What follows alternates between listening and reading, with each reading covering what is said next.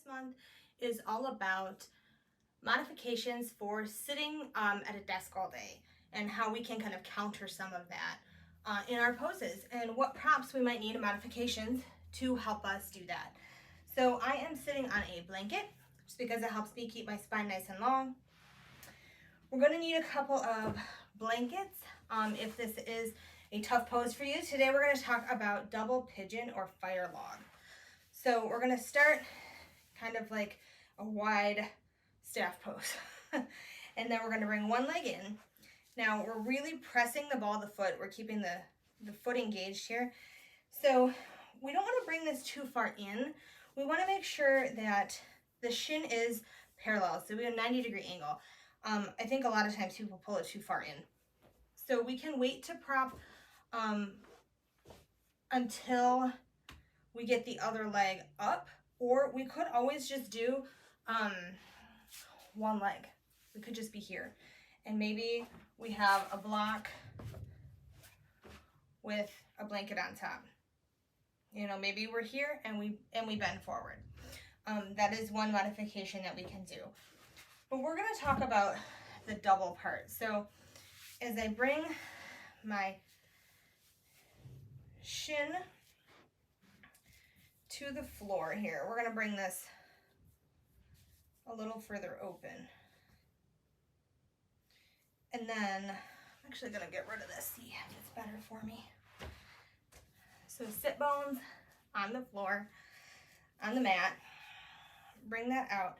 Now, as we're here, we're going to bring the other leg, so then we can prop this, because ideally this knee is on the lower ankle.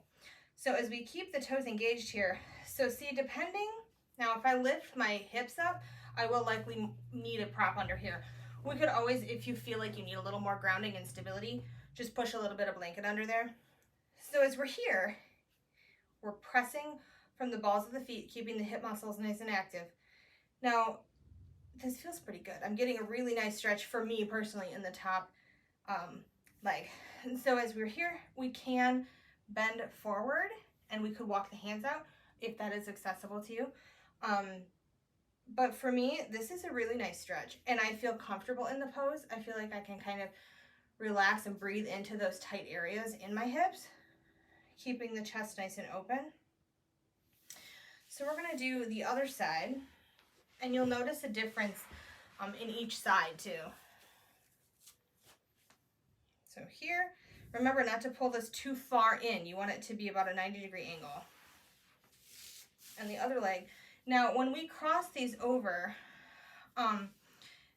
you want this ankle on the, just not on your knee, but on just the end part of your quad, because otherwise your ankle can collapse in. We don't want that.